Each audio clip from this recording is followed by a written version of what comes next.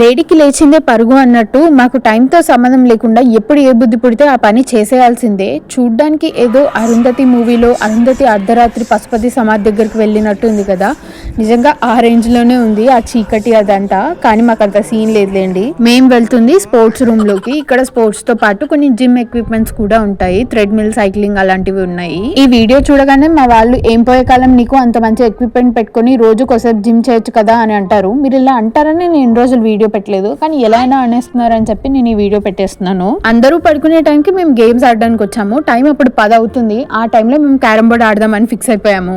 General గా carrom board మీద కొంచెం పౌడర్ చల్లుతారని తెలుసు, కానీ మరీ ఇంత పౌడర్ డబ్బా మొత్తం కుమ్మరిస్తారని తెలీదు. ఇంకా అలా క్యారమ్ బోర్డ్ ఆడుతుంటే సడన్ గా నాకు ఒక సీన్ గుర్తొచ్చింది. ఆ సీన్ రిక్రియేట్ చేద్దామని ట్రై చేసాము. అసలు అదే సీన్ మీకు అర్థమైతే కింద కమెంట్స్ లో చెప్పండి.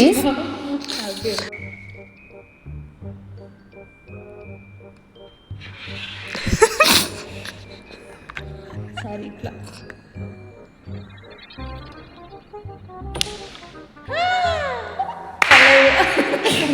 అబ్బాజాన్ చూసాను, అబ్బాజాన్ చూస్తాను, అబ్బాజాన్ జ్యూస్